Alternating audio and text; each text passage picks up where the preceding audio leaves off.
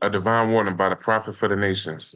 The citizens of all free national governments, according to their national constitution, all of one family bearing one free national name. Those who fail to recognize the free national name of their constitutional government, classified as undesirables, and are subject to all inferior names and abuses and mistreatments that the citizens care to bestow upon them. And it is a sin for any group of people to violate the national constitutional laws of free national government, cling to names and the principles that delude to slavery.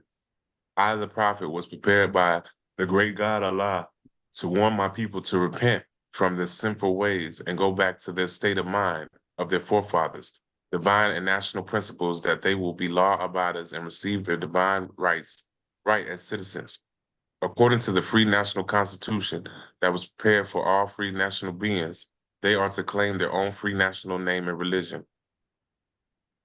There is but one issue for them to be recognized by this government and of the earth, and it comes only through the connection of the Moorish divine national movement, which is incorporated in this government and recognized by all other nations of the world. And through it, they and their children can receive the divine rights unmolested by other citizens that can cast a free national ballot at the polls under the free national constitution of the state's government and not under a granted privilege, as has been the existing conditions for many generations. You who doubt whether I, prophet, and my principles are right for the redemption of my people, go to those that know law, in the city hall and among the officials in your government, and ask them under an intelligent tone, and they will be glad to render you a favorable reply. For they are glad to see me bring you out of darkness into light. Money doesn't make the man. It is the free national standards and power that makes a man in a nation.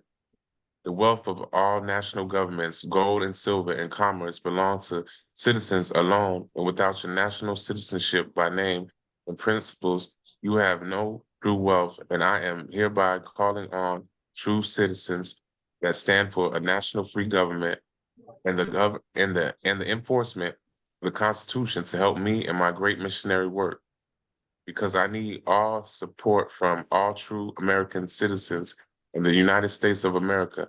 Help me to save my people who have fallen from the constitutional laws of government. I am dependent on your support to get them back to the constitutional fold again, that they will learn to love instead of hate and will live according to love, truth, peace, freedom, and justice, supporting our free national constitution of the United States of America. I love my people, and I desire their unity and mind back to their own national and divine standard, because day by day they have been violating the national and constitutional laws of their government by claiming names and principles that are unconstitutional. If Italians, Greeks, English, Chinese, Japanese, Turks, and Arabians are forced to proclaim the free national name and religion before the constitutional government of the United States of America, it is no more than the right, it is no more than right that the law should be enforced upon all other American citizens alike. In all governments, when a man is born and raised there and asks for his national descent name, and if he fails to give it, he is misused, imprisoned, or exiled. Any group of people that fail to answer up to the constitutional standards of law by name and principles, because to be a you to oh, excuse because to be a citizen of any government, you must claim your national descent name, because they place their trust upon issue and names formed by their forefathers. The word Negro deludes in the Latin language to the word nigger, the same as the word color deludes to anything that is painted, varnished, and dyed. And every nation must bear a national descent name of their forefathers, because honoring thy fathers and thy mothers, your days will be lengthened upon the earth.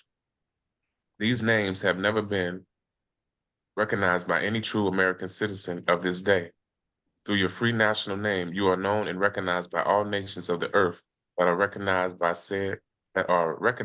said national government in which they live.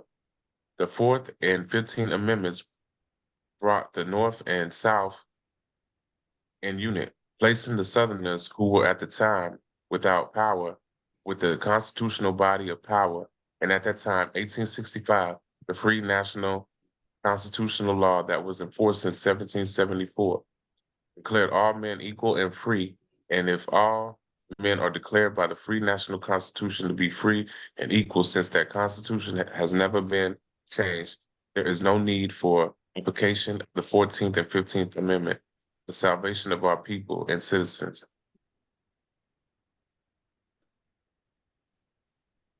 So there isn't but one supreme issue for my people to use to redeem which was lost, and that is through the above statements. Then the lion and the lamb can lie down together in yonder hills, and neither will be harmed, because love, truth, peace, freedom, and justice will be reigning in this land.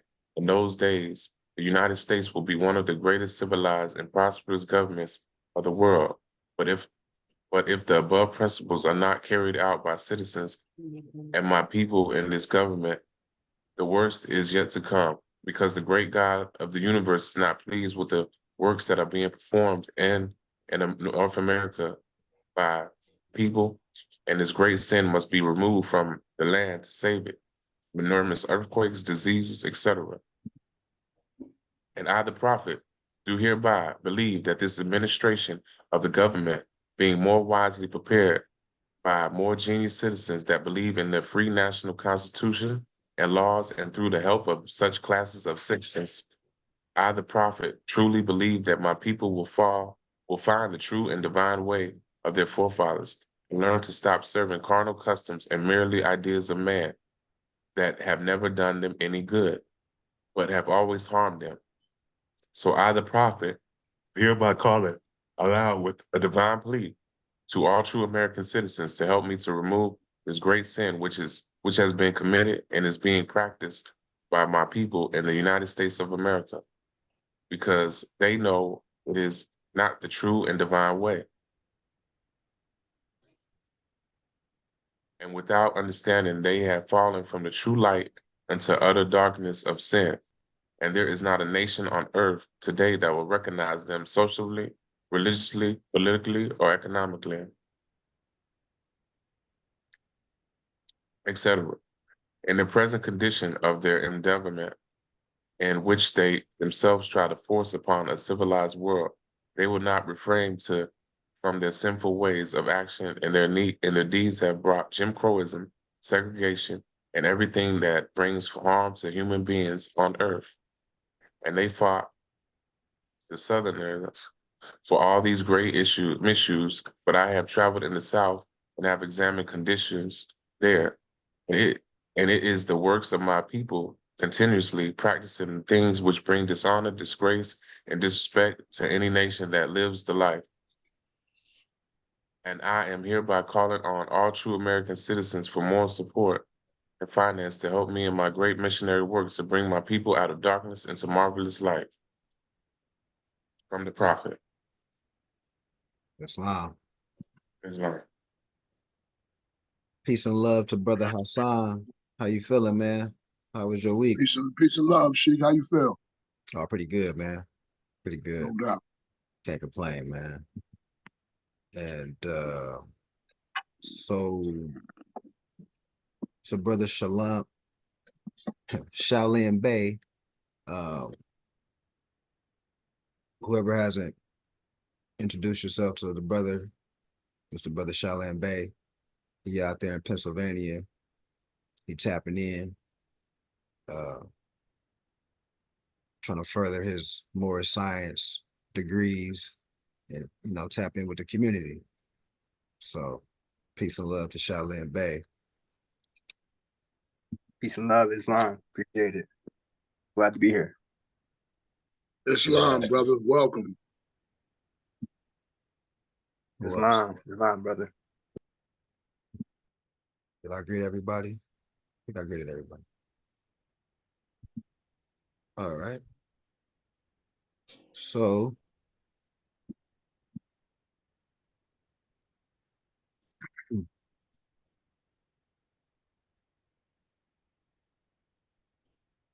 not only the whole, it's a weekly theme as far as why we need to get competent, why we need to use that as a springboard to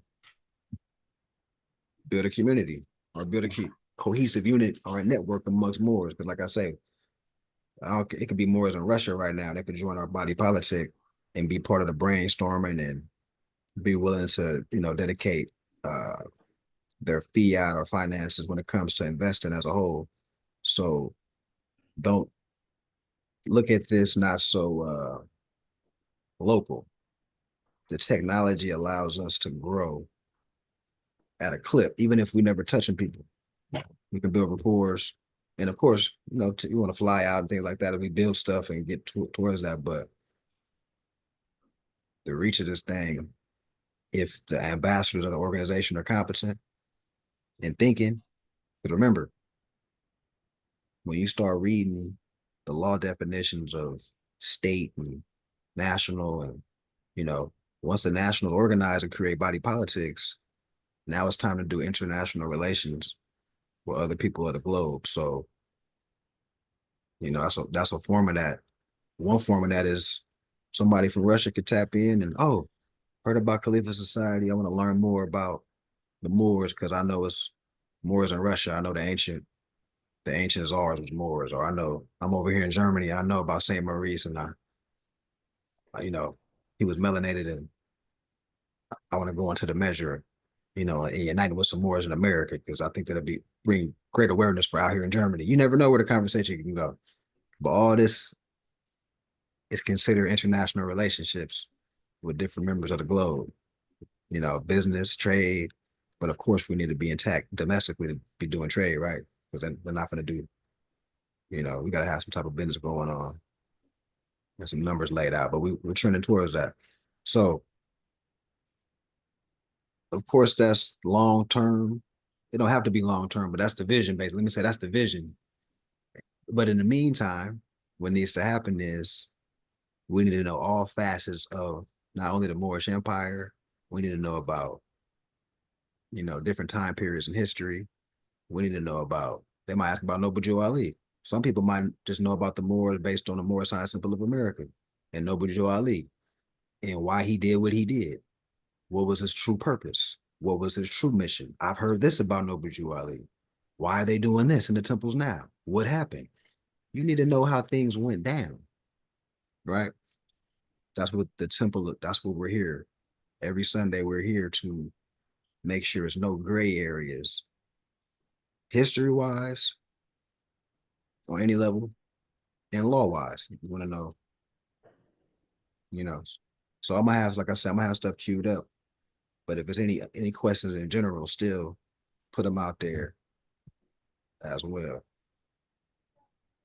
So I'm gonna go through a timeline. Today's focus is dealing with Noble Joe Ali and the timeline of his tenure and things that took place. This is very important to know the accuracy, the accurate information dealing with what Noble Joe Ali brought to the table, his intentions, because there are different ideologies of Moors that just may not have come across this information like to this degree that we're about to go over right now.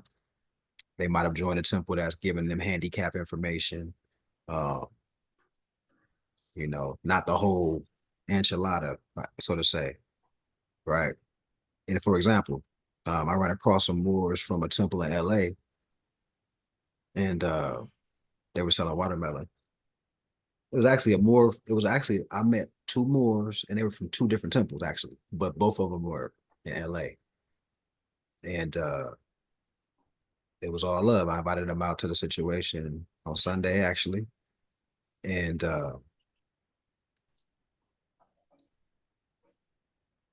they knew that the degrees that they was getting wasn't the whole thing. And they knew about me. And it was like, yeah, brother Whoop-de-Whoop was like, yeah. And I ain't gonna put them out there, but two of their members, came to two of our meetings a while ago. And he was a finna attend, actually. So it was actually a whole story behind that. But my point of bringing this up is he knew that the temple he belonged to wasn't given the full information, but he respected the temple because they keep the doors open and, you know, they let people know about their nationality and birthright. So it's levels to this, but so what I'm saying is, as we get active, we don't want to just be like, oh, these temples is playing church. We know they playing church, but we don't want to just have a position with all the Moors in that congregation like that. We want to remember, we're the unifier. So we want to, because we know civics and religion go together. We just need to give them the civics demonstration. And as we be consistent in what we're doing at Khalifa Society, it's going to be Moors from different temples that may, you know, join our temple and still be members of their temple, which is which is perfectly fine as long as you put energy into all the body of politics that you belong to. You know what I mean? And so I'm seeing where this thing can go. Like, not only are we trying to wake up people from scratch, but there's Moors that are not so stiff-necked as I thought. And doing, you know, as I do my travels, people are willing. You know, it's just where's the structure at? That's the right one. You know, who's spreading the olive branch? You know, so it's not that many out here. So the potential of what we can do at Khalifa Society is very great. Is what I'm getting at. I had a couple points, so hopefully y'all get the message. I was kind of scatterbrained with that, but anyway.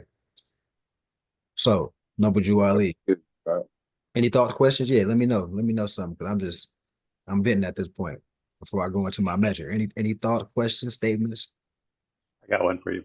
Okay. Mavi, before I came into this movement, I was on the law side of it. Then when I heard about Noble Drew Ali, then I started researching anybody, everybody that I could about him.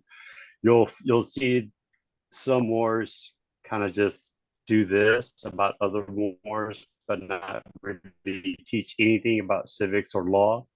Then you'll see other ones just talk about law and civics and their concepts, and they'll tell you to disprove them. Does that make sense?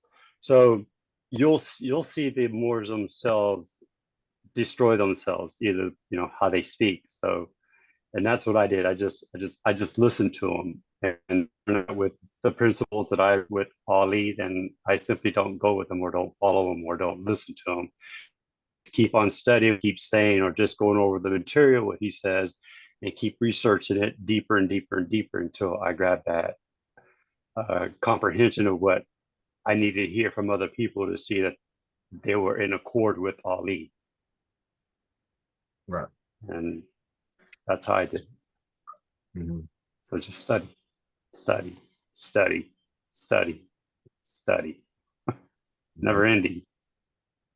Yeah. Well, that's my 2 bits on it. Oh yeah, no, Islam. Appreciate it. Appreciate the thoughts, Or, man. Any other thoughts?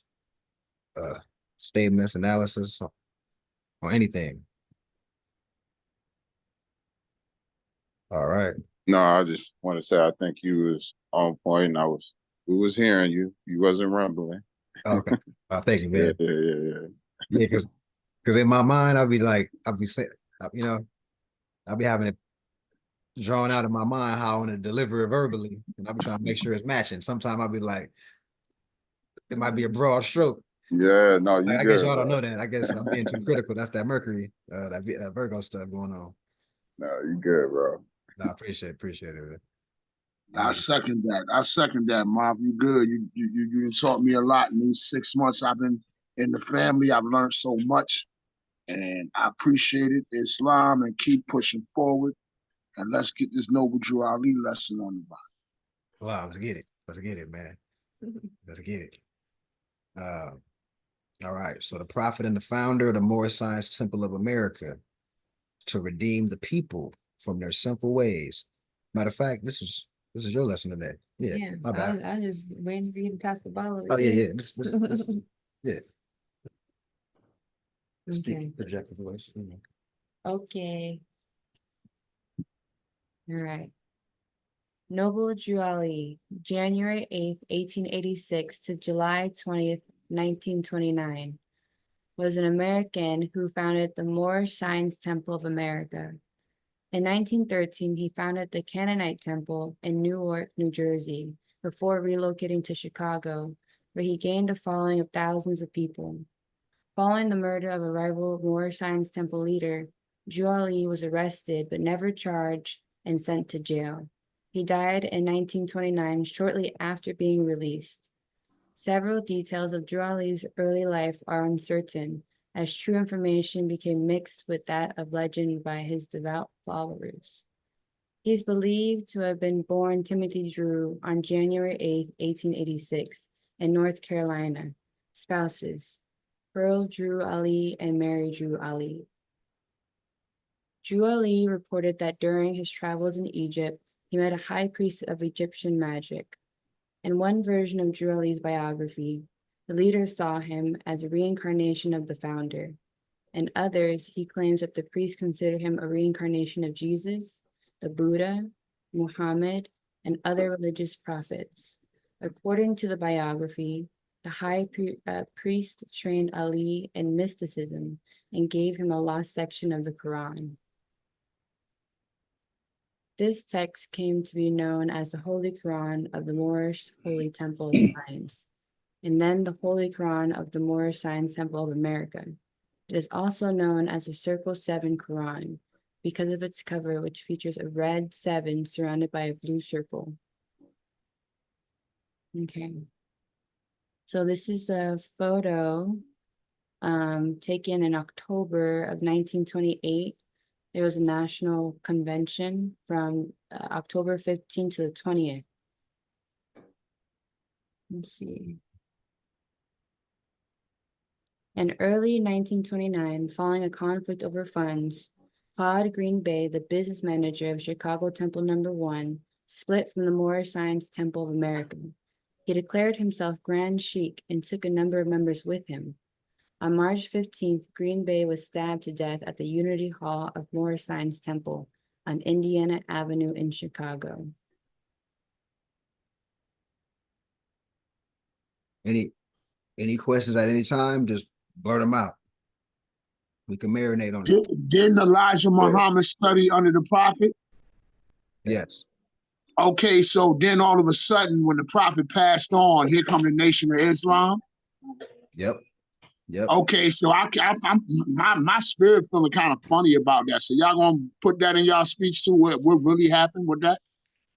They're not gonna do it. They're not gonna do that. Okay. They're not gonna do that. That's gonna mess up. That's gonna crumble the Nation of Islam. Everybody gonna. So what I'm feeling, Mafia, I'm right, correct? Oh yeah, you're right. You're definitely right. They were definitely betrayed. Because he did the same thing to Malcolm.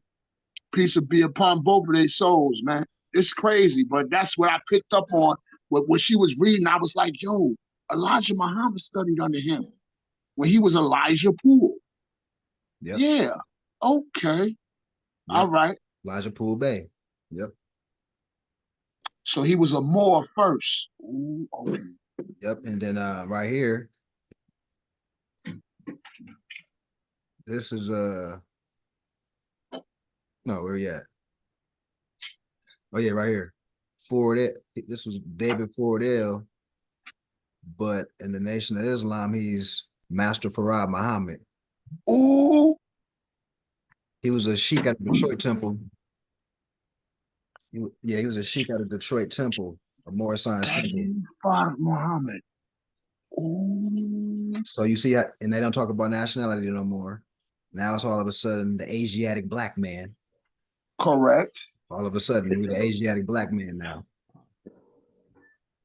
Yeah, I used to study heavy under the Nation, man. I mean, I took some things from it, like stop eating pork and things of that nature, but I started doing my studying and I was like, these dudes ain't right. You know what I'm saying?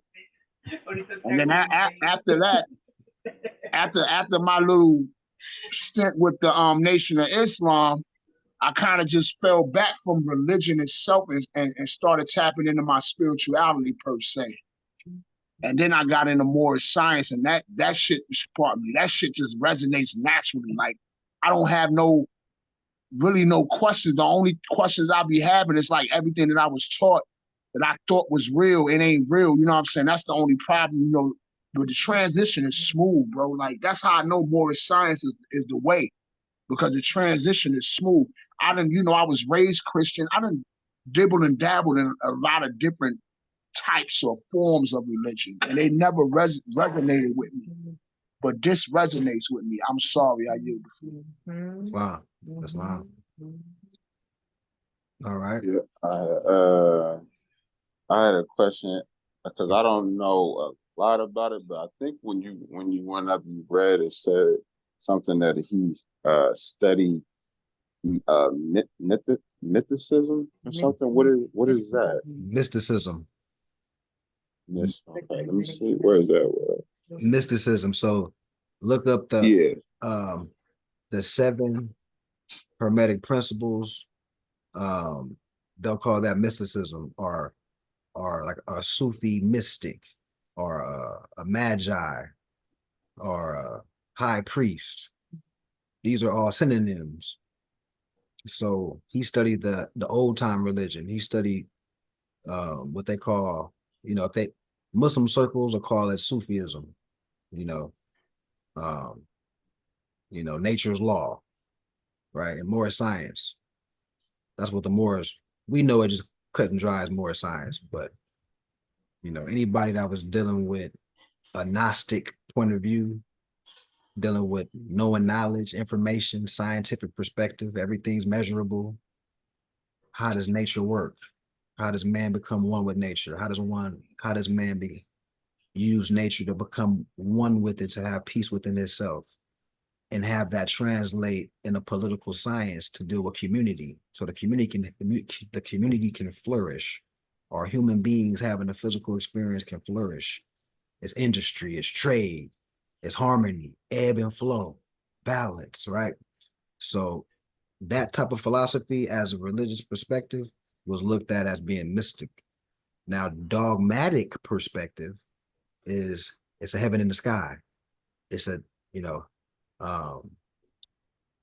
the devil and God.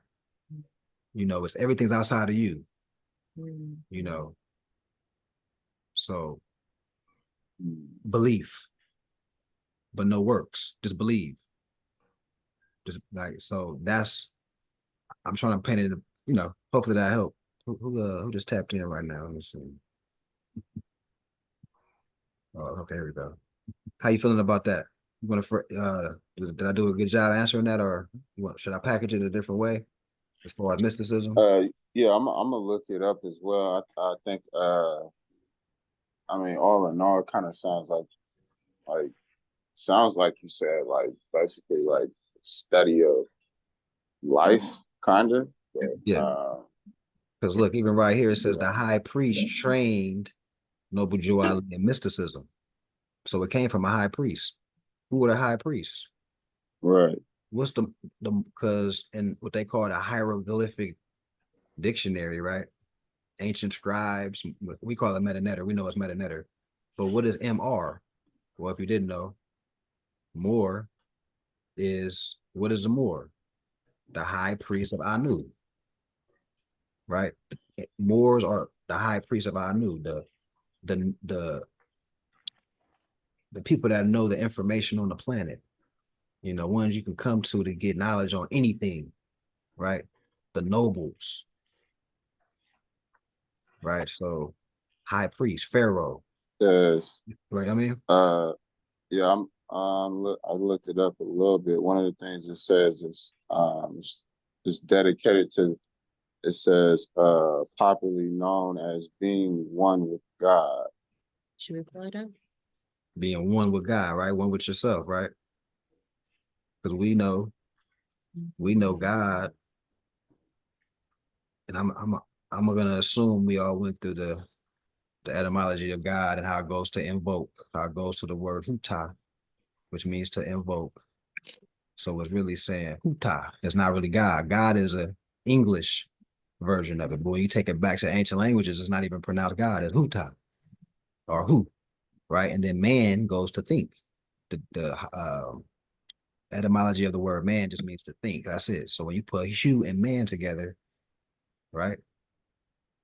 Invoking thought. So to even be human, you got to invoke thought to even be human, right? So we're God. That's the bottom line. What I'm saying, it's just the people have been dumbed down on the concepts. So to even be considered human, you must manifest, invoke your thoughts, not just have thoughts, but invoke them, make them come true. Figure out how to make them, how to manifest. That's where we get Ptah from the Egyptian, right? The quote unquote Egyptian mysticism schools. Ptah, the great generator, the catalyst, the manifester. So we're here to manifest. We're here to, right, build together, plot and plan, and make it come true. Make it something you can touch. We want our thoughts to transmutate. So, and that is mysticism. What I just said is mysticism, right? It's power in that. But understand the energy, frequency, colors, what they do for vibration. Because you want to magnetize, you have an agenda for today. Keeping these things in mind on a daily basis, mysticism, high priest, right? Your Sufi thoughts, Magi thoughts, God, right? So that's what people are insinuating when they say, "Oh, we're the gods of the earth."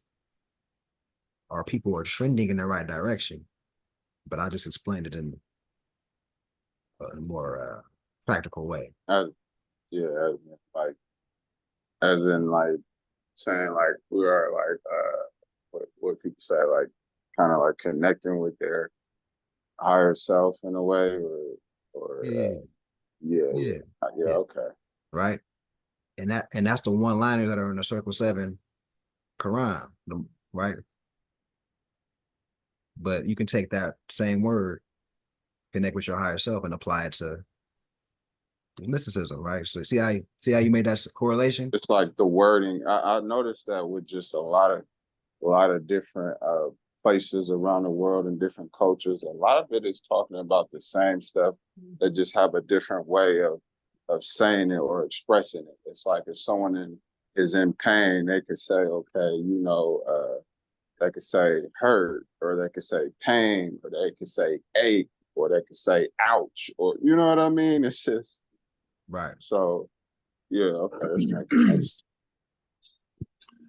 Hey, I kind of believe in order for us to tap into that true most high like ability, bro, we have to first let go of our carnal ways and our carnal mind. That's where the balance comes in at. Like if you still thinking carnally about certain things in life, when you walking, when you traveling or whatever, you can't tap into that most high like ability. You know what I'm saying? Where you at peace, where you still and stuff like it's hard work, bro. It takes dedication and hard work. I'm just saying that's just a statement of mine, how I'm feeling in my soul as I go on studying more science. You gotta let go a lot of things that you're used to doing. Like, for example, like for me, I've always been, I'm not tooting my own horn, but I've always been like a stand-up dude, and I've always like faced trouble head on. And now I'm learning how to kill people with kindness. And I was always programmed to believe like if you don't say nothing, excuse my French, you like a pussy or a punk or something like that. That's how I always thought. That's a cardinal way of thinking. There's other ways of thinking. That's the type of joint I'm talking about, bro. Like the personal things that all of us in this family go through behind closed doors, and we still thinking carnally about it. We're not going to reach our peak to where we'll be like the noble. You know what I'm saying? Or walk like him, talk like him. Y'all feel what I'm coming from? Right. Yeah. No, yeah, I hear you completely, and that's one of the reasons why, like, I respect a lot of people's, ways, a lot of ways, because we all been brought up a certain way. We all have had to grow and learn, But if we can be, you know, peaceful and just conversate with each other, there's a lot more that we could learn and a lot more that we could see in common. But like you said, if you just thinking like, okay, these certain people is just this way or something, it's like, okay, let me take a moment to see why this person is like this or why they act this way. You know what I mean? So I hear exactly what you're saying. Yeah. Oh, and peace and love to Word L, Batazamaji L. And yep. Peace and love. Peace and love.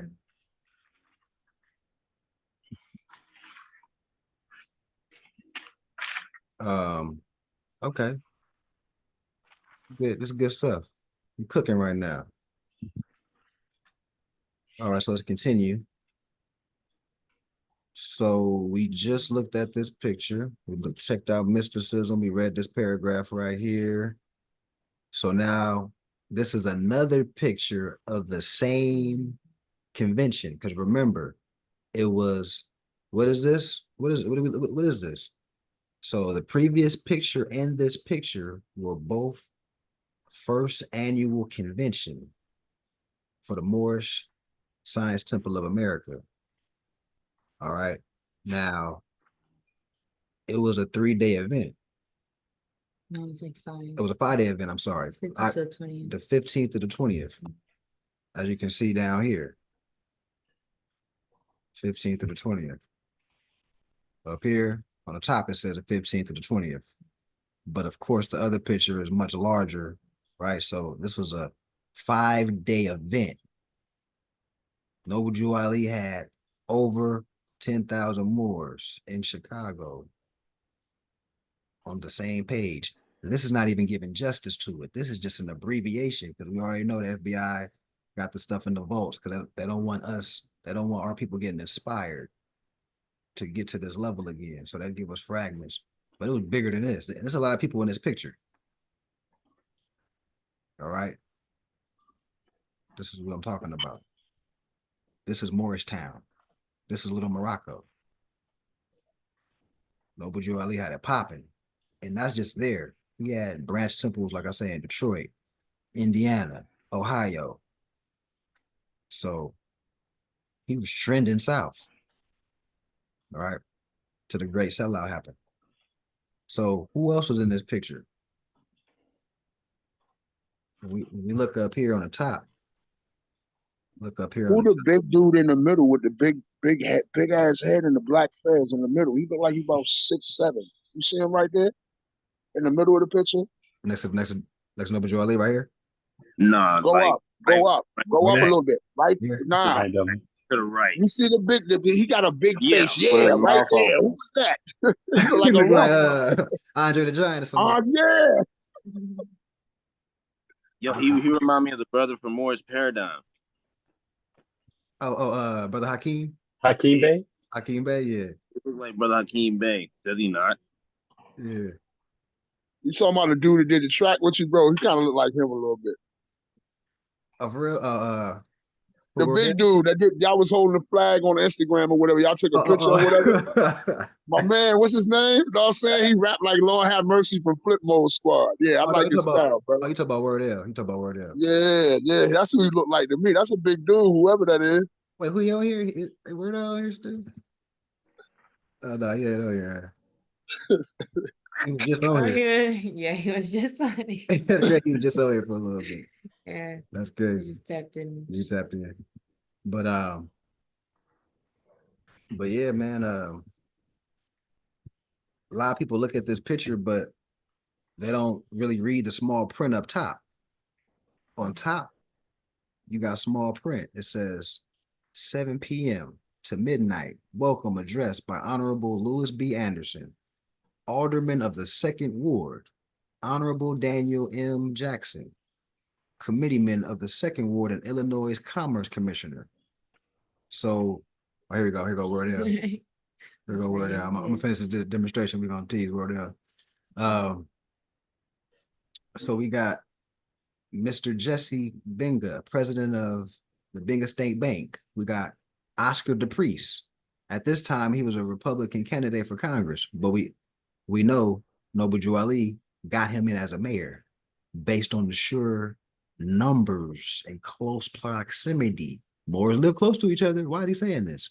He's showing you why he's saying this because he did it. He lived close to him and he got a Moor to be a mayor. So now all the politics is favorable for the Moors, right?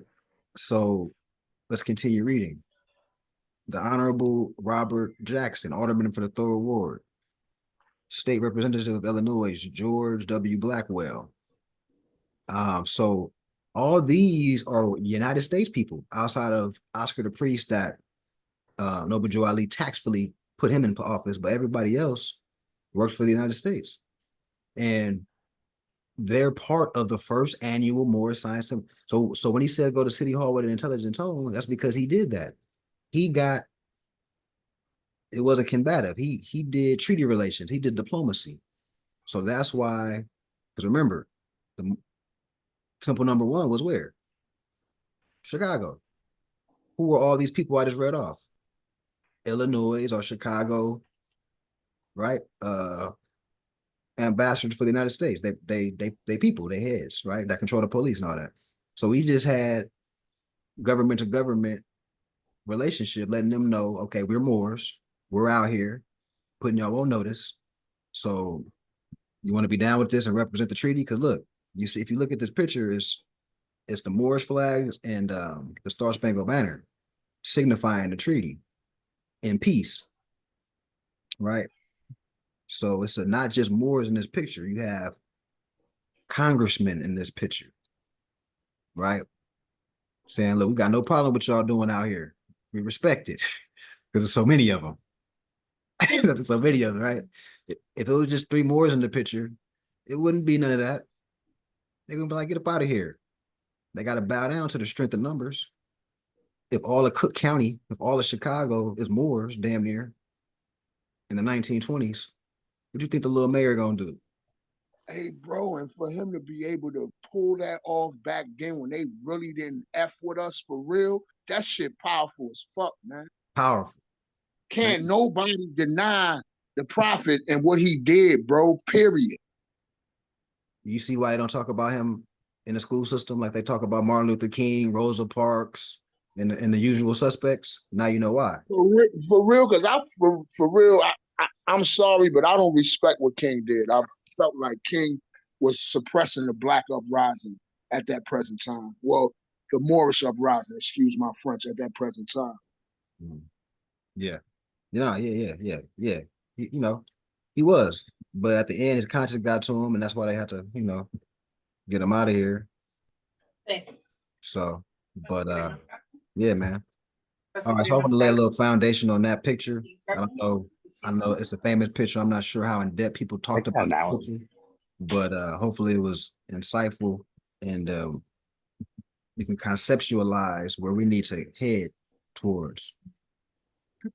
All right, so where we leave off here. Is it the top one? Yeah, Did I read that already? you read that paragraph. Okay. Okay. Here, how about I read the photo first? Yeah. Drew Ali laid to rest. Hundreds of Chicagoans attended to the funeral last week of Noble Drew Ali, founder of the Moorish temple, who died at his home after a long illness. Services were held from the Pythian temple, and the prophet was buried at Burr Oak Cemetery. Attorney Aaron Payne, all wearing white gloves on the left, okay, becomes the new head of the society. All right, so this was a newspaper clip when the prophet transitioned. So notice in the newspaper clip, it's saying attorney Aaron Payne becomes the new head of the society, right? That's the verbiage. That's the verbiage. So before we continue to read, let's look up, let's do a little more analysis on Aaron Payne.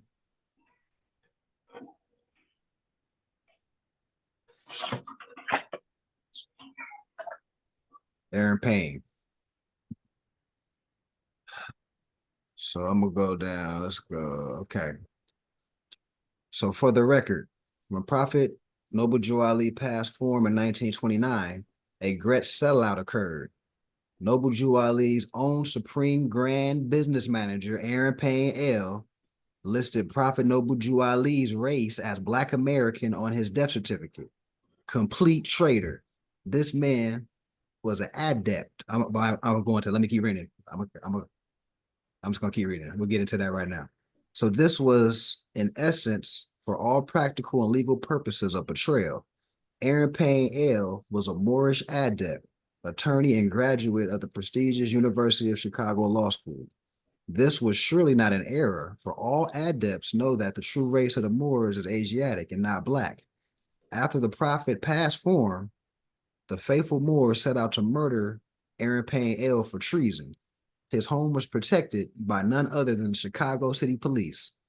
Police protection, quote unquote, and or close relations is the tailgate sign of a covert agent. So basically this was an agent. Aaron Payne L was an informant. It became out later that he was an agent based on his actions. But at the time when Noble Drew Ali was alive, he was just a stealth agent amongst the prophet. This, amongst other reasons, is why the Moorish movement got scattered. Not only people like this, you got people like Kirkland Bay saying he's the reincarnated prophet when he was just the chauffeur and the interpreter at the Pan American Conference. That's all he was. All of a sudden, I'm the prophet now. Come Pause, bro. You said he was a driver and interpreter. Is that what you just said? He was a driver Yes. and an interpreter. Like he knew 5 different languages, so he was an interpreter. So my man Swagger Jack, the noble, and then you know what I'm saying, he know 5 languages, so he started, had the gift of gab back in That's Man, bogus. Yep. All right. So I wanted to give a little background on Aaron Payne. Right. So now you know, kind of like, this is information just to know about how the height of what Noble Drew Ali had going on, and then in the midst of it, he was dealing with adversity. It wasn't just, we had traitors amongst us, that was sent to destabilize the momentum. But okay, so let's go back. We'll go back and forth. I just want to just highlight some things as we read. I'll just keep stopping. Where'd you leave off at? Let's see. I think right here. Oh yeah, now you're on the paragraph. Okay. Shortly after his release by the police, Drew Ali died at age 43 at his home in Chicago on July 20th, 1929.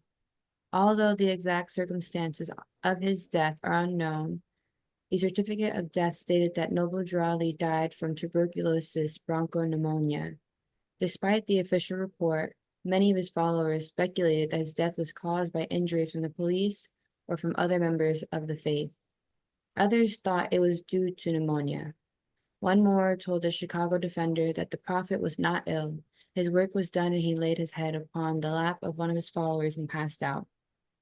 His funeral took place on July 25th, 1929, with the hundreds attending. The services were held at the Python Temple in Chicago, followed by the burial of Burr Oak Cemetery in nearby Alsip. Oh, peace and love the word L too, man. Mumtaz Majiel.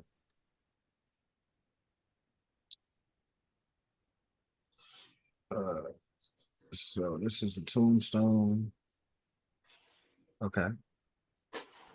Okay, so it says Noble Drew Ali from 1886 to 1929. That was when the convention was a year before. The convention was 1928.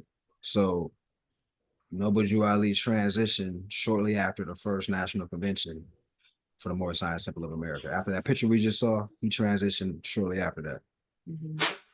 Okay. The death of Drew Ali brought out a number of candidates who vied to succeed him. Edward Mealy L. stated that he had been declared Drew Ali's successor by Drew Ali himself, while John Gibbons L., Drew Ali's chauffeur, declared that he was Drew Ali reincarnated. However, the governors of Moorish Science Temple of America declared Charles Kirkman Bay to be the successor to Drew Ali and named him Grand Advisor. All right, so you see what's going on here. The true successor based on documentation is Emily L. was to have that seat if anything were to happen to Noble Drew Ali, right? But you had people that were disgruntled, didn't like that.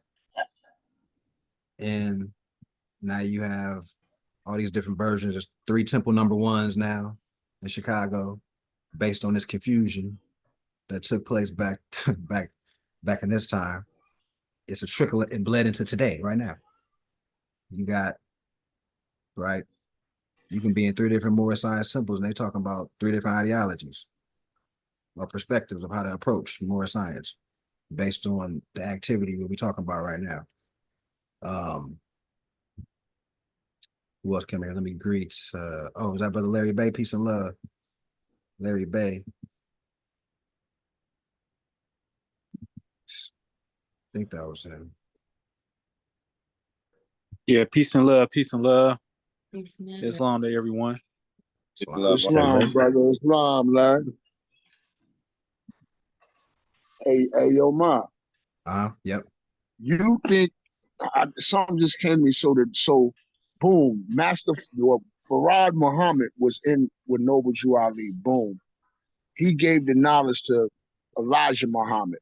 Boom, they the ones that basically work with the government to get all the Moorish people in this nation that was theirs first to claim the word black and make it a thing that it really wasn't.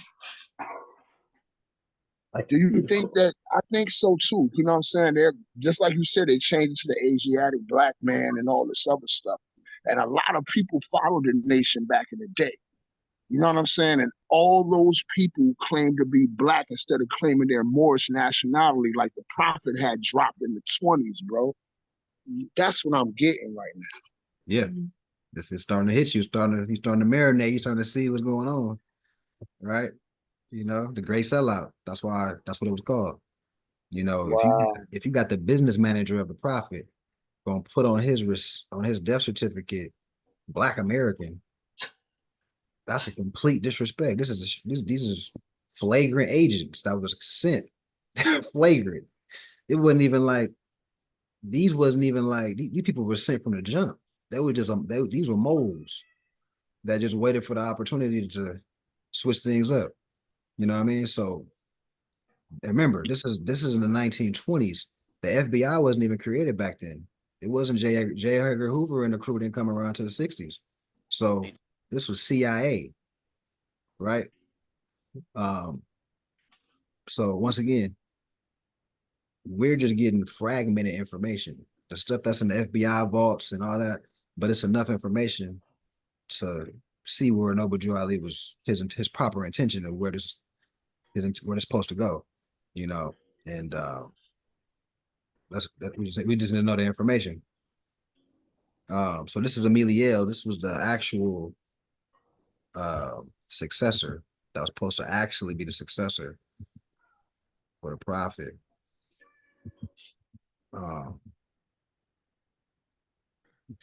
And then I'm gonna show y'all our authority too. Y'all gonna see Emiliel's name again pretty soon here. But brother Hassan Brother Wallace Farad Muhammad, I find it fitting that that's gonna pop off this next paragraph. You wanna go start? Okay.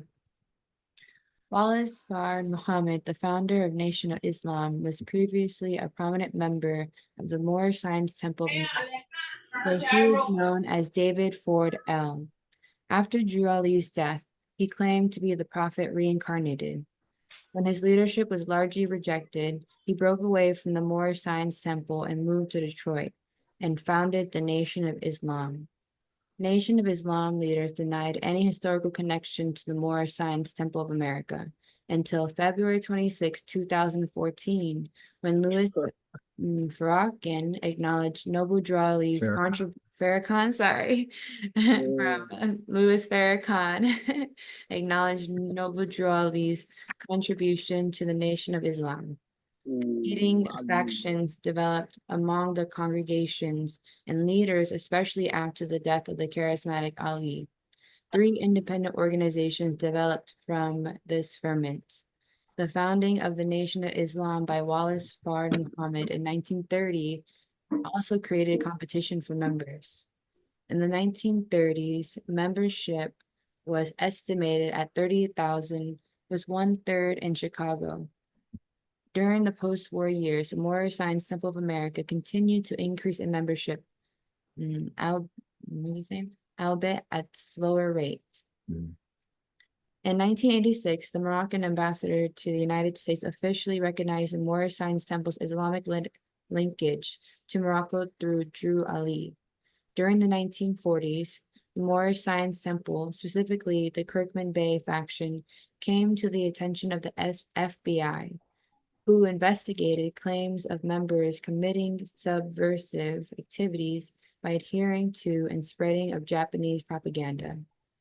The investigation failed to find any substantial evidence, and the investigations were dropped. The federal agency later investigated the organization in 1953 for violation of the Selective Service Act of 1948. I You read got it? Okay. Got it. In September 1953, the Department of Justice determined that prosecution was not warranted for the alleged violations. The file that the FBI created on the temple grew to 3,117 pages during its lifetime.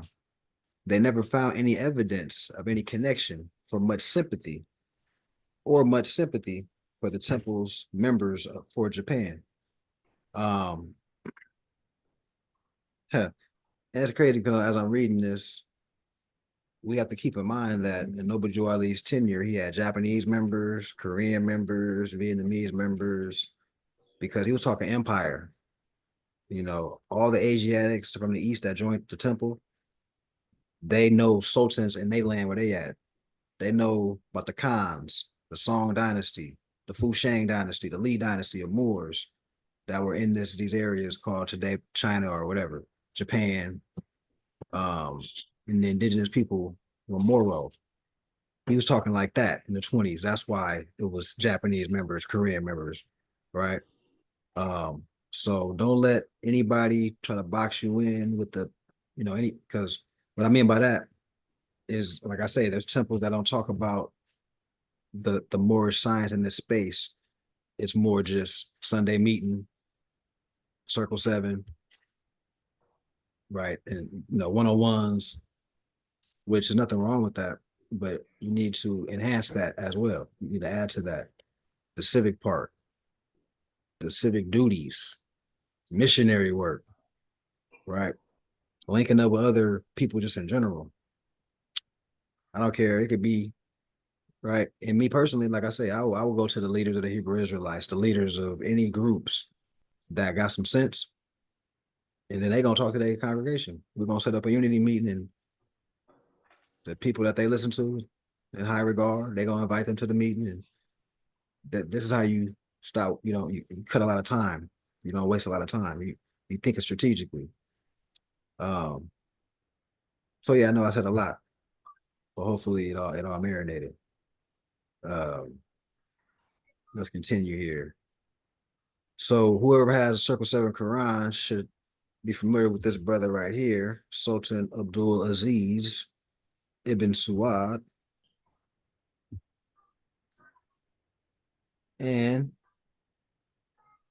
known in the West as Ibn Suwad, was the first monarch and founder of Saudi Arabia, the third Saudi state. He was the ruler of the whole kingdom of Saudi Arabia from the 23rd of September, 1932 to November 9th, 1953, but started to be a ruler in parts of it as early as 1902. So remember, World War I and World War II, this brother was kind of before that a tad bit. So the purpose of World War I and World War II was to destabilize the last Moorish republics on the world.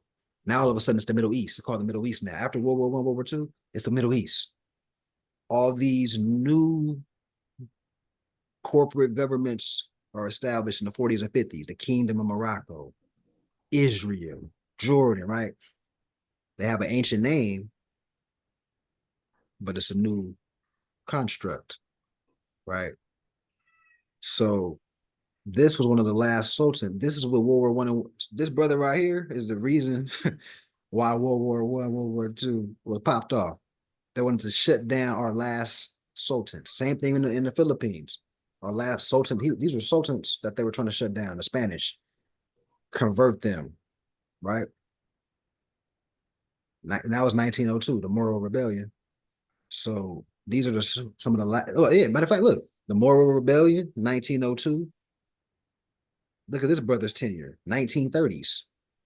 1902 was one of the early, rulerships, but he ruled into the 1950s. So up until the 1950s, we had sultans representing the Moorish Empire.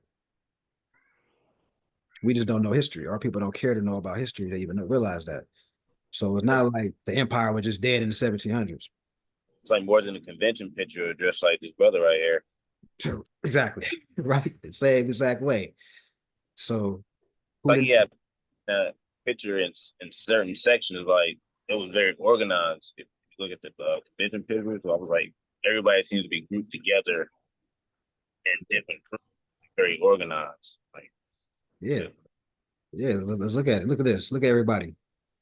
It's see, like left certain attire, the middle, the far right, they seem to be more like Civil War-ish, like attire, you know what I mean, and more Egyptian to the far left, and then in the back, those got to be some soldiers or something like that with the flag, and it just seems like a band set up, crushing over here, horns, like it's set up like how I'm looking, I'm like, damn, like, organization. Yeah, like it look a very organized picture, like very, right. So wow. right. So remember, this is government to government relations. We got the congressman for the state of Illinois. We got Chicago representatives, Cook County. But it's more Moors there than them. So they're just there just to show, like, oh yeah, we endorsed all this, man. Strength in numbers, power to the people, right? But it's actually more Moors than them. And actually he's protected. The prophet's protected right here. We don't see it, but it's muftis all around him. Can you explain what a mufti is? A mufti is somebody that's trained in martial arts, a marksman.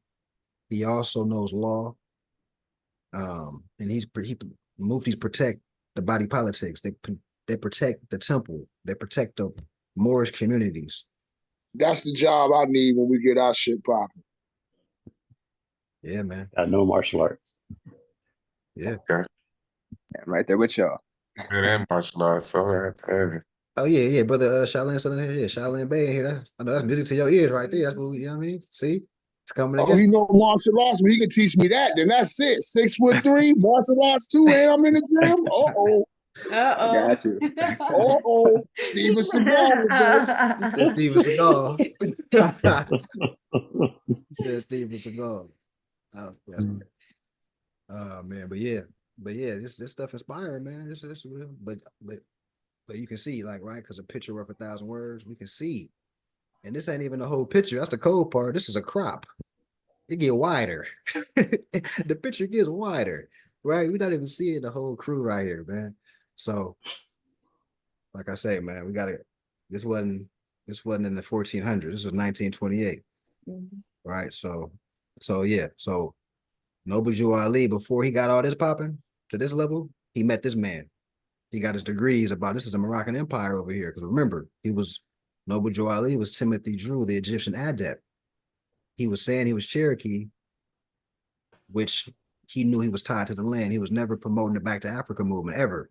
But he got his degrees taken to a higher level when he met with one of the last sultans of the Moorish Empire, brother Sultan Abdulaziz. That's why he's in the Circle 7 Quran in the interface, right? This is why the picture is in there. So whoever didn't know that, now you know.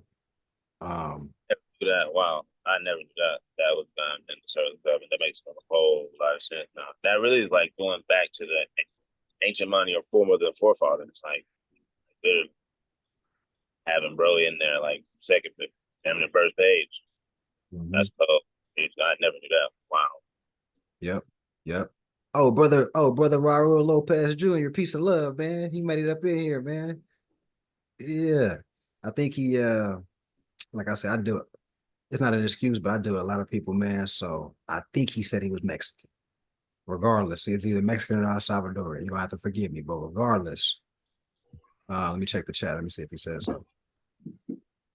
Oh yeah, Mexican. He's Mexican, right? So, for example, and I did this demonstration for the brother, but all this Moorish information, how would a Mexican be connected to this?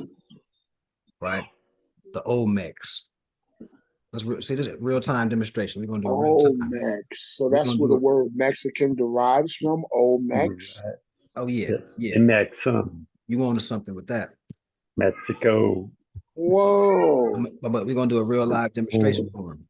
This shit is all coming together. Yup. Look, big nose. That look like me right there. But look, you see what's on my head? What's Yeah. on my head? What's on this head? What's on the head of this Olmec head? That's the fez. Right. Right. This is a fez and tassel. Now, let's just play devil's advocate. Like, Damn sure you is. know, who are the Olmecs? Like, we don't know who are these people? Who are the Olmecs? So let's go to Olmec civilization because we don't want to just leave it there. The reason why I'm bringing this up because my brother said he's Mexican. I'm bringing this up for a reason, right? Who is the Olmec civilization? The earliest known Meso just means middle. So Middle America, like Central America, Mexico, because Mexico has north of Mexico, south of Mexico. So the middle was the headquarters where all the pyramids was built. So the Mesoamerican civilization, right? We go down, the modern day Mexican states of Veracruz. This is where the Olmec civilization with the headquarters was heavy. And these were our people that built the pyramids in Mexico City, Yucatan, Peru, El Salvador, or what's called El Salvador. What was the culture after the Olmecs? The Mayans. Now we got the Aztecs. Now we got the Toltecs. Now we got the different, all the 800 tribes, right? But they're all tribes of Moors, right? So that's how Brother Raul Lopez Jr. is connected to this. And if he's a fluent Spanish speaker, once he get competent with this info, you can tell all our brothers from all across the Americas our missionary work in Spanish, right? And now it's going to take it to another level, right? So this, unification. And I gave Brother Raul a good demonstration at the table what we about, how we're trying to get the pool up, how we're trying to be active in the community, be diverse, get the Spanish speakers, eventually turn it into a chamber of commerce where we all piecing up, getting land, investing on land, flipping our money together, like these Asians is doing when they gentrify, quote unquote, neighborhoods of people that don't work together. So we're just trying to reverse gentrify. You know what I'm saying? So that's what we're trying to do from within, right? So then what's one more demonstration? I think that cover. Oh, I might as well do the Delaware Code demonstration since we got Brother Raul Lopez on here. So I like to always pull up Delaware codes.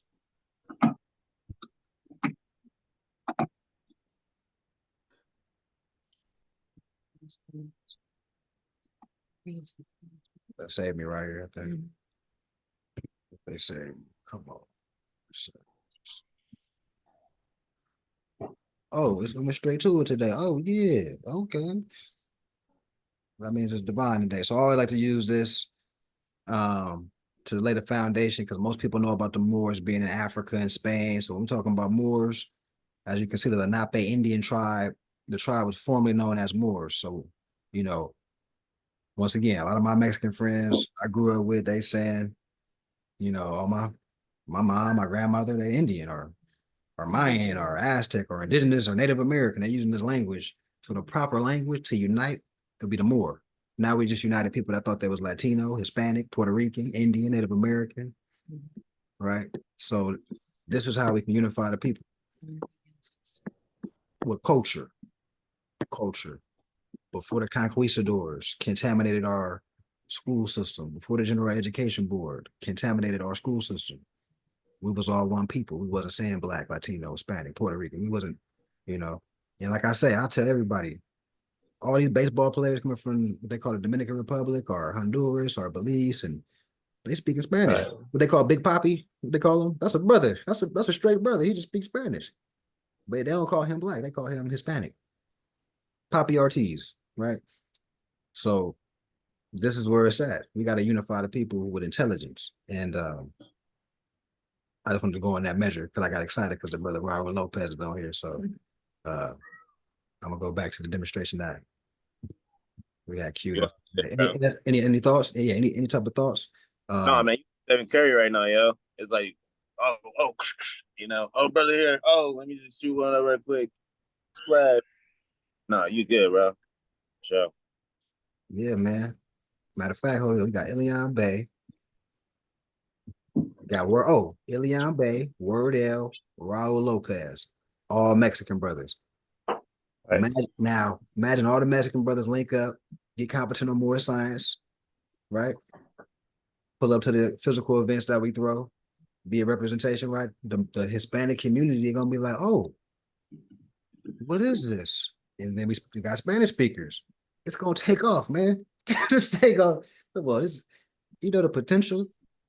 If this don't make you excited, I don't know what will make you excited. Let me check the chat. Somebody got something. Definitely educate. You feel me? That we all can play. We all can play a unique role. That's what the organization is about. Everybody can bring something to the table to help this thing spread like wildfire. Right? We all can come together. We all got skill sets. All right. So any thoughts on that before I go back to where we was at? Where we left off. Okay, so we've actually finished that section. Cool. We finished this, right? I don't know. Did you read this? Oh, no, read this. This is the last paragraph. I'm sorry. Yeah, he reconquered. There you go. He reconquered his family's ancestral home. So now we're back talking about Sultan Abdulaziz. He reconquered his family's ancestral home city of Rihada in 1902, starting 3 decades of conquest that made him the ruler of nearly all the Central and North Arabia, including Mecca and Medina.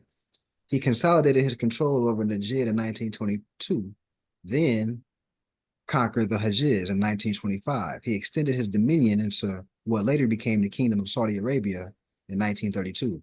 As king, he presided over the discovery of petroleum or oil in Saudi Arabia.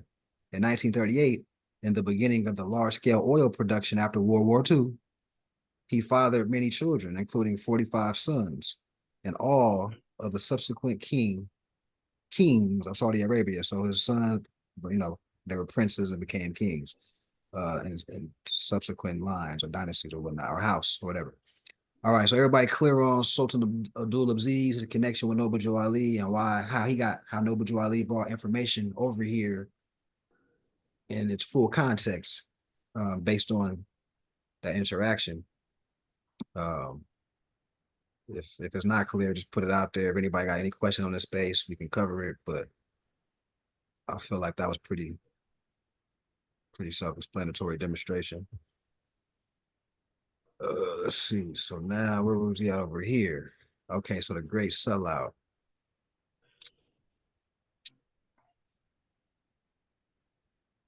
Okay, so I'm gonna reread this from the top, this paragraph. No, I'm gonna start from Aaron Payne. So Aaron Payne L was a Moorish adept attorney and graduate of the prestigious University of Chicago School of Law. He was surely not in error, for all adepts know the true race of the Moors is Asiatic and not black. After the prophet passed form, the faithful Moors set out to murder Aaron Payne L for treason. Now, we're not advocating any stuff like that, but you talk about government structure, you talk about pride of a community. If somebody doing something dishonorable to the degree of what you're gonna put Negro, like what?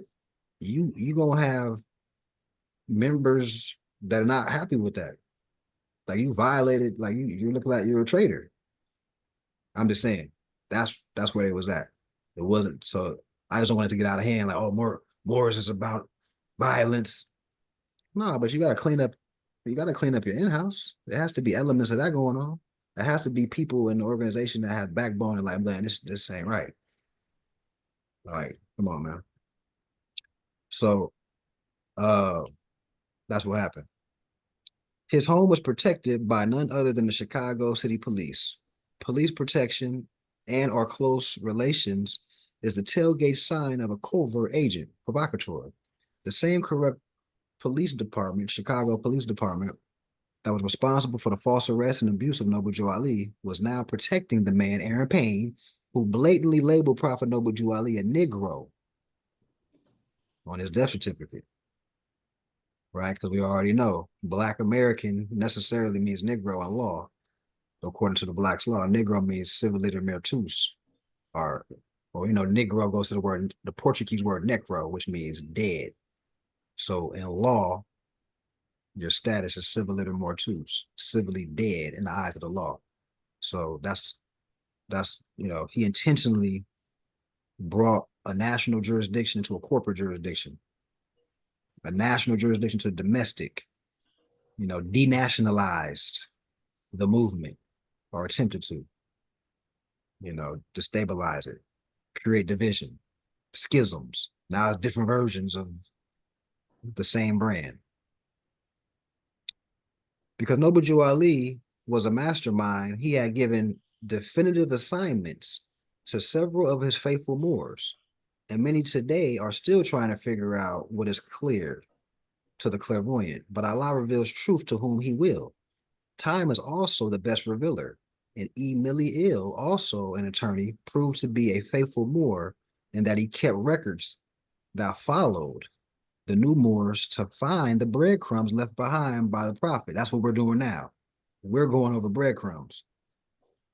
If it wasn't for faithful Moors like Amelia L., we wouldn't even be talking about this right now. Right? Elijah Poole Bey could often be found on the front row of Prophet Noble Jew Ali's temple meetings, feverishly taking notes. He was very humble, soft-spoken, quiet, and most studious.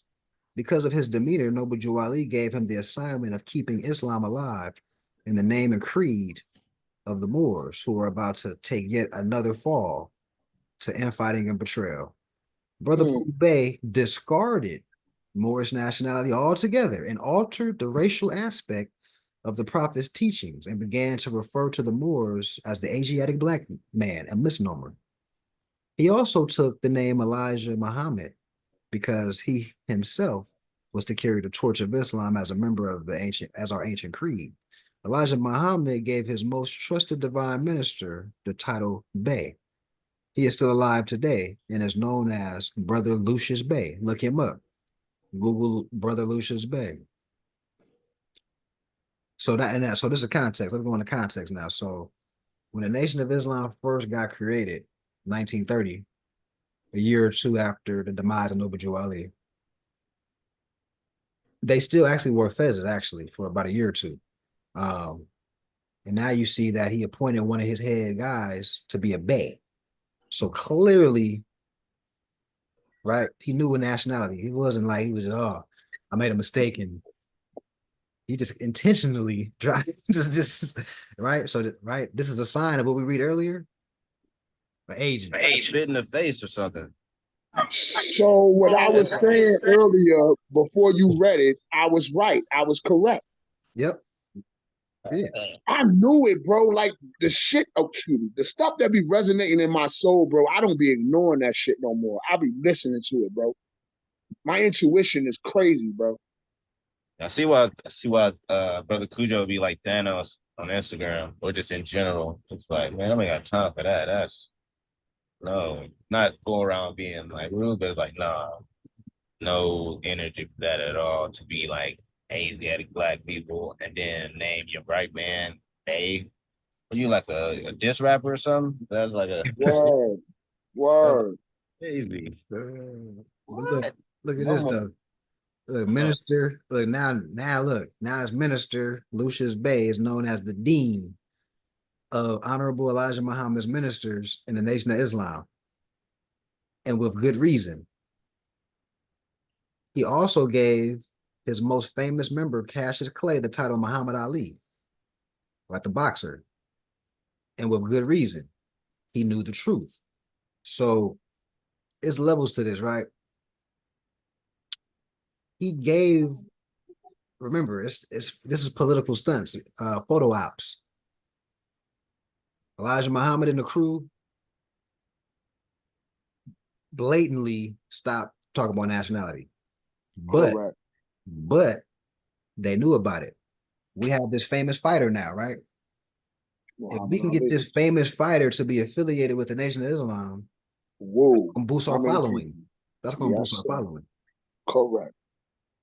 And keep in mind, elements of what Nation of Islam talk about came from the Moorish Science Temple. So some of the stuff is good.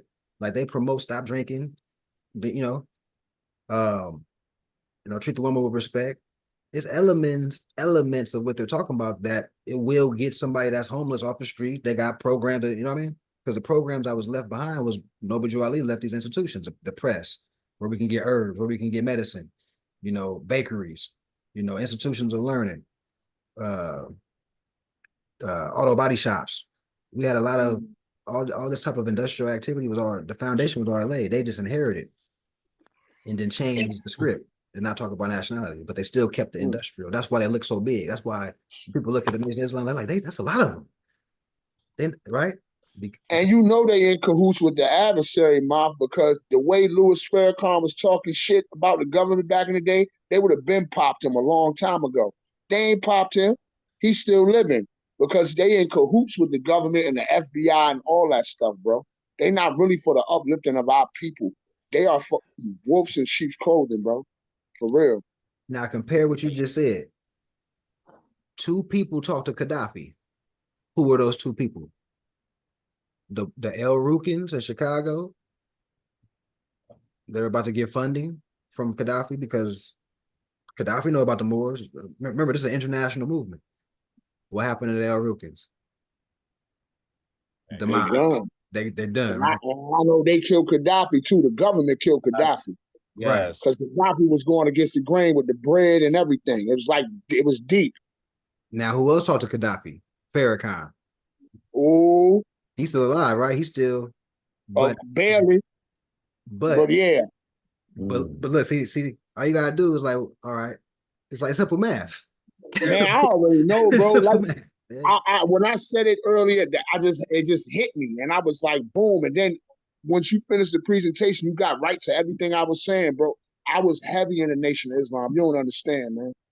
It was just one sermon at Farrakhan, and I don't know. I just start bawling. I start crying, bro, and I just start studying the Nation of Islam. But then, as I dug deeper, and started researching Brother Malcolm's death and things of that nature, but that was one of the most perfect rehabilitated humans I've ever known, besides Noble Drew Ali, is Malcolm X, man. And he himself would have tore down the pillars of the Nation of Islam. That's why I had to get him out of here. Yeah. You know what I mean? And he was that's El Hajj, Malik Shabazz, you know what I mean? That's El Hajj. That ain't even Malcolm X. That's El Hajj. He remember he left the Nation of Islam. He dropped all that. He did. All that Malcolm X stuff. What's that? X ain't a nationality. That's El Hajj. That's El Hajj right there, right? So he took the Hajj. He got the information. I'm not saying you got to travel to the east to take the Hajj. El Shabazz. Yeah. Right? Knew he was a Moor, so that's why they had to shut this down. Because once again, that's what the Sultan told him. It's the same thing how when the Sultan informed Noble Drew Ali. Brother Malcolm went to the east and came back El Hajj. Same thing. Because he went back because Elijah was saying, all the people that's not melanated are the devil, and he went over there and saw people doing the same thing religiously that was not of melanated skin, and he was very confused. So when he went back, you know what I'm saying, that's what happened. Brother Troy, yeah, right. But you see the common ground? Yes, sir. Noble Drew Ali and El Hajj. He started all this. If it wasn't for the prophet, none of this shit would. Excuse me. I'm sorry. None of this stuff would be possible, bro. None of this would even be popping. But what's the common factor though? Noble Drew Ali got informed by people that knew their culture, and then Malcolm X got informed by people that knew their culture. Like, look, man, y'all got a culture. This ain't what they talking about. Yes. Correct. Both people got informed, right? So you got something, Benjamin Bay? I feel like help from the brothers from the East, twice. They've already come to help high key, when Noble Drew Ali did, and Malcolm X dove back. Brother El Shabazz and all that. It's like they try. Nation of Islam is like balancing out their karma by doing the actions of the Moorish Science Temple under the false flag. So it's like kind of weak. Maybe it'd be like no offense, like a Christian church. It's like, they got a lot of you and still give you food, make you feel good. It's like the intention is wrong. So you you got to keep up the fluff. I'm like, damn, that's kind of weak that you're using the principles just to get your stuff off. Like, but it ain't gonna last, like brother said. It's gonna be out of the door. But you know, Yeah, can't live on sand forever. yeah. Or- But you know, it's the Great Awakening, though. You know, it it just might not be as fast as we may like, but what we doing right now is we we politic. Man. It took a little pepper to knock the lies down. You know what I mean? As brother Ty say, just get the clay feet and let you know nature's law do the rest. Yeah, nature's law. Okay, so let's read a couple more things, a couple more paragraphs. So Charles Mosley Bay, or CM Bay, was a prominent Cleveland attorney who was under the jurisdiction of subordinate Temple Number 7, where Brother Childs Bay was the governor. CM Bay was so exceptional and proficient in law, he was barred from wearing his fez unlawfully by a judge in Ohio due to prejudice. This ultimately kept him from attending the court proceeding and was his only loss in the case of Ahmed El, aka Tanali. Nobuju Ali had assigned CM Bay with keeping Moorish sovereignty and autonomy alive and well, and that alone from a jurisprudence standpoint. As obedience is far better than sacrifice, Brother CM Bay later filed a copyrighted document in the Library of Congress in 1947, coded for the United States, Title 22, Chapter 2, and Section 41 under judicial protection. He also recorded the tax-immune diplomatic status of the Moors in conjunction with the proper protections afforded them via the MFN clause in the 1947 treaty between Italy and the U.S. Remember, Nobuju Ali said, "I brought you everything it takes to save a nation, but take it and save yourself." So that's background on CM Bay. For whoever didn't know why is CM Bay talked about in more circles. A little more insight on the brother. 5 years after this occurrence, the Nationality Act of 1952 was passed by the U.S. corporation, which unconstitutionally deprived individuals of prior nationality. Stripping Moorish nationality from the Moors yet again prevented them from taking advantage of their birthright tax immunity, property tax exemptions, and political rights associated with citizenship of another state. The Moroccan Empire. The Library of Congress filing of CM Bay was a huge blow to the European oligarchy occupying the land of the Moors as trustees of the U.S. corporation. It was also a huge blow to the dirty Moors who betrayed Nobuju Ali and his teachings. CM Bay's full volume set includes information on Moorish nationality and Islamism as our original creed. It rebukes religion and also includes a nationality card, taxes and affidavits, and other useful information absent from today's temples. It does not, however, include information on Prophet Nobuju Ali or name him in any way. This was by design, as Allah is the greatest of planners. The Nationality Act of 1952 was ultimately overturned by none other than the Supreme Court. Charles Kirkland Bay accompanied Nobuju Ali in 1928 to the Havana, Cuba, and attended the Convention on Private International Law, where he was given the land mandate for the Americas. Kirkland Bay, his personal interpreter, is said to have spoken 92 languages. Well, this is a codex by the adepts to indicate that Kirkland Bay was indeed a traitor and a double agent, i.e. key 92 of the Moorish Questionnaire 101s. What title does Satan give to himself? A, God. Number 92 is the numerical value of the Hebrew word Jachin, according to Abellio, one of the two columns of the Temple of Solomon, and the other being Boaz, or Jachin. Boaz. According to the Bible, Boaz and Jachin were two copper, brass, or bronze pillars, which stood in the porch of Solomon's temple, the first temple of Jerusalem, Jachin and Boaz. The two pillars were set up in front of the sanctuary in Solomon's temple in Jerusalem. This is veiled symbolism for the Moors who are awakened. According to Ohio State and county records, subordinate temple number 7 under the governance of Brother Childs Bay was sold to Standard Oil Company. This is more trader activity.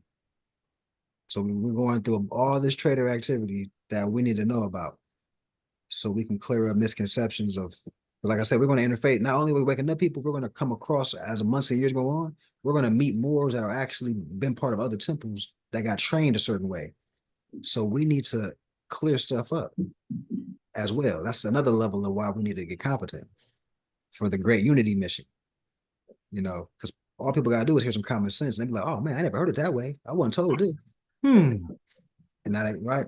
So C. Kirkland Bay made unlawful changes as far as incorporating a separate entity from what the prophet established in his 1928 Cook County affidavit. He also placed the title Sultan on his red fez. The prophet said, do not mark your fez. We were plain fezzes. Only people who mark their fezzes is Masonic Lodge members, Shriners, Knights of Malta, Daughters of American Revolution. We're not Shriners. We're not Masonic Lodge members. So another blatant disrespect. Like that shows you these are agents. Right? Because at first, now that I know that they're agents, before I knew they were agents, I was like, man, either they're agents or these just some haters that just want power. They mad at the power that the prophet had and wanted to be the prophet, or they was agents. Now we finding out they was agents, double agents. You know what I'm saying? Not deep agents, right? So it makes more sense. That makes more sense because like it was some crazy stuff, like just outright putting Black American on a death certificate. That's hate. That's strong hate. You know what the organization is about. So, all right, let's continue. Okay, so he placed the title Sultan on his red fez, which was against Noble Drew Ali's instructions. The Freedom of Information Act request also uncovered the fact that Colonial C. Kirkland Bay was also an informant for the FBI, put in place to deliver information on the Moorish movement and to counteract its potency. So to slow down the movement, slow down the progress. There's too much momentum being made. How's he going about making these moves? What's his next move? Right? So let's continue. I think that's enough for, I'm not gonna go on. Okay. So I mentioned that Kirkland Bay went against what was filed at the Cook County level. So let's go into what the prophet filed. And most of us shouldn't have read this document. Authority. Oh, here we go. So this is the document that was filed, you know, shortly before the transition. So in this document, he is incorporating. So it's the Moorish Holy Temple of Science. And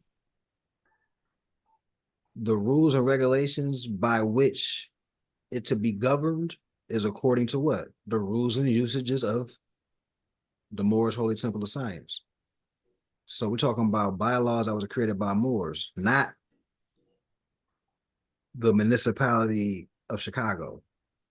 Bylaws for them. That's not, he's never said be a US citizen. He's from the jump. The reason he's using the state of Illinois Cook County is for public record purposes of what? Autonomy. Now, he did change the name to a corporate name and called it, this was the beginning of changing the Moorish Holy Temple of Science to the Moorish Science Temple of America. He put that on the record. So now, because remember, you have to create a corporation to deal with a corporation. You as a human can't deal directly with a corporation. You have to create a transmitting utility to interface with a corporation, or you're going to be looked at as a ward or incompetent. Moorish Science Simple is that transmitting utility that was created to interface, right? It's a Moorish organization. The bylaws don't say the state of California. When you look at the Divine Constitution, it don't say nothing about I said the state of California, that's what, or the state of Illinois, in his case. You're gonna have a constitution for Moorish America, and then every body politic, like for example, Khalifa Society, we have bylaws, but this is universal. for any Moorish organization. So a foreigner outside, if not in the Moorish paradigm, they're looking at us as Moors, they be like, oh, they got a constitution. And they got a state one. They got a state constitution for their local body politic too, to govern the direct domestic affairs. But this is the general affairs for structure. What we about overall as Moors, how we supposed to open up the meetings, what the content of the meetings are supposed to be about, what we are about, teaching our people nationality. That's what we're about. So none of this is talking about municipal corporation, penal code statutes or ordinances. Everything in here is talking about enforce the Constitution, divine creed, ancient perspective, old mind. All right, so I want to clear that up too, because like I said, it's you're gonna run across Moors that swear up and down. He said you're supposed to be a U.S. citizen and you ain't supposed to be going against them, and all that stuff gonna get you in trouble. Stop it. These are spineless people. Now either they don't know, or back in the prophet's time, they on purpose being traitors. Let's go back. Okay, so our authority. So the reason so now that was recorded. Moorish Science Temple of America is recorded. And why did Noble Joe Ali choose Cook County? Why did he choose the state of Illinois? Why is he calling this affidavit a religious affidavit of organization? Why? Freedom of religion. Why? Okay. So now let's go to Illinois. It would behoove us to go to the Illinois General Assembly and look at why he chose to do what he do. Right? Let's look up business organizations, Religious Corporation Act. What did the prophet call it? Affidavit of he was a genius, wasn't he? We're gonna see why he did what he did. Let's read this. Any church, congregation, or society formed for purpose of religious worship may be incorporated in the following manner: by electing or appointing according to its uses and customs. What are uses and customs? Oh, Moors have culture, tradition. We just read a couple, the Constitution for Moorish America. I just said our body politic got bylaws. So it's the usage is internal. So he was genius by using their laws to enforce the fact that whatever we come up with as law internally is the law. That's what the state of Illinois says. See how he was a genius? How he used that stuff? Hell yeah, I see that, bro. That was smart, bro. So trustees, which we call them sheiks, our elected officials are sheiks, assistant sheiks, muftis. But in trust law, there's just simply a trustee. The active members that are coming to the meetings, learning, becoming ambassadors, beneficiaries of the organization, the members. Now we're talking trust law now. So now any property that at this time, Moorish Science Temple of America, all the property said that, Moorish Science Temple of America, when they got property, right? So now it belongs to a trust. It belongs to a community of Moors. That's the same principle today. So it's not really complicated. It's just people were giving out fractionalized info and confusing the people. Vast estate. The prophet did this. But they don't really comprehend what he was doing. They just being parrots. And I'm just saying this from this past, people that I've come across. They'll make statements, but don't really know what they're talking about like that. So society. Oh, Khalifa society. Right? See what I'm getting at? It's the same structure. As long as the structure is the same. Now, the reason there is Moors that choose, like for Khalifa society, the reason we chose not to be called the Moorish Science Temple of America is because of the Great Sellout. We wanted to distinguish ourselves completely because the temple is not being run right under the Moorish Science Temple of America, like that. But that doesn't matter because when you look at the divine bylaws for the Constitution for Moorish America, it talks about any Moorish organization needs to adhere to this. This is a Moorish organization, right? We can start getting property and the deed gonna say Khalifa Society. It's the same script. It's the same principle, right? And hopefully we have more body politics that are honorable that over the months and years that we form confederations and take it to another level. And yeah, go further. We're not at the point where we're electing sultans and stuff right now. So, but anyway, I don't want to go too far off the context of my point of bringing this up. So, our authority, the reason why he did it, now you're starting to see why he did it, right? So, any chairman, secretary of such meeting shall, as soon as after the such meeting, make and file in the office of the recorder of the county in which such congregation, church, or society is organized. So, some of the lingo is what was used in our authority, as you can see. So right here, and the church, society, or congregation adopted as its corporate name, insert the following. So you see the prophet, he had adopted the corporate name, the Moorish Science Temple of America, but it doesn't change the fact that it's still the Moorish Holy Temple of Science structure. That's just a corporate name that was adopted to interface. But it's not making them under the jurisdiction of the United States because they filed this with the state of Illinois and now they got jurisdiction over the whole movement. No, no, that's not what's going on. And I'm saying it like that for a reason, because it's recorded. There's people that talk like that. Any questions on this? Well. All is well over here, man. All righty.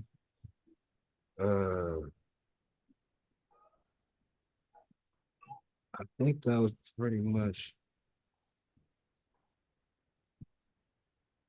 Yeah, I'm gonna read a verse in the Quran and we can pretty much talk about Sunday.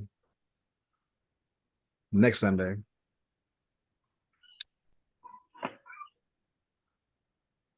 Yeah, because I want to have some stuff queued up. Like some diagrams. Yeah. Yeah, okay, we'll talk about that. I'm gonna read this chapter, we'll talk about that. And after we close out. Where we leave off last week?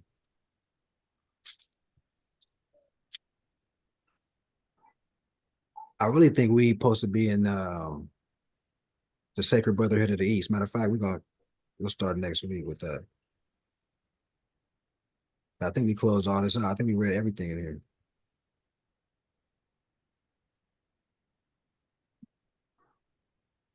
Let me just double check.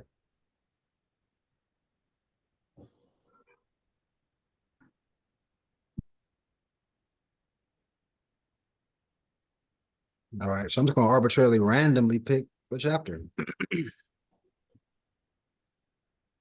Egypt, the capital empire of the Dominion of Africa.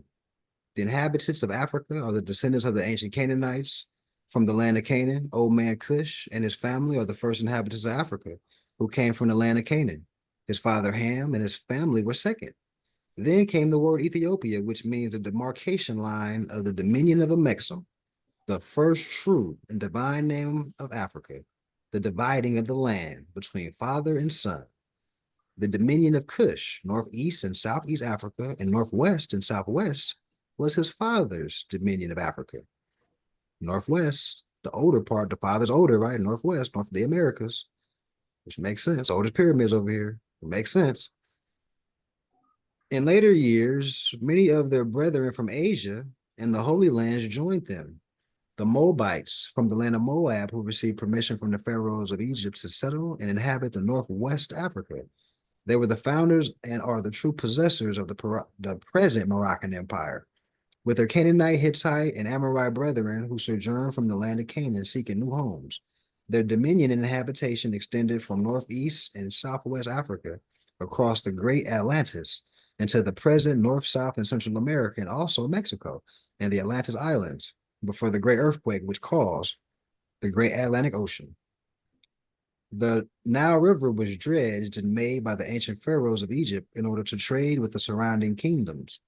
Also, the Niger River was dredged by the great pharaoh of Egypt in those days for trade, and it extends eastward from the Nile River, westward across the great Atlantic.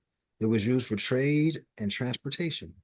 According to all true and divine records of the human race, there is no Negro, black, or colored race attached to the human family, because all the inhabitants of Africa were and are of the human race, descendants of the ancient Canaanites, nation from the Holy Land of Canaan. What your ancient forefathers were, you are today without doubt or contradiction.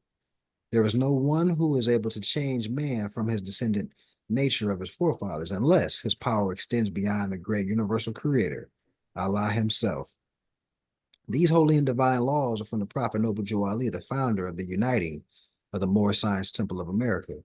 These laws are to be strictly preserved by the members of all temples of the Moorish Science Temple of America, that they will learn to open their meeting and guide it according to the principles of love, truth, peace, freedom, and justice.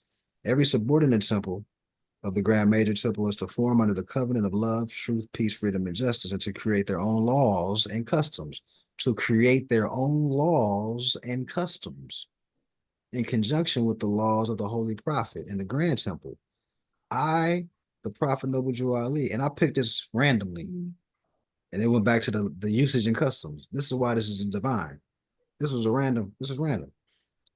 Was sent by the great God Allah to warn all Asiatics of America to repent from their sinful ways before the great and awful day that is sure to come. The time has come when every nation must worship under his own vine and fig tree, and every tongue must confess his own. Through sin and disobedience, every nation has suffered slavery due to the fact that they honor not the creed and principles of their forefathers. That is why the nationality of the Moors was taken away from them in 1774, and the word Negro, black, colored was given to the Asiatics of America, who were of Moorish descent, because they honor not the principles of their mothers and fathers, and strayed after the gods of Europe, of whom they knew nothing. That was a powerful, that chapter was crazy. Any thoughts on that chapter? That was beautiful. That was a cold one. Yeah, man. So I'm gonna do one more round for thoughts. I'm gonna close out in prayer, and then we can talk about this Sunday.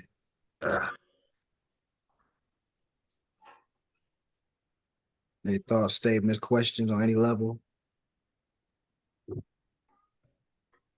Oh yeah, and an update with the grant situation. We got a meeting this Tuesday.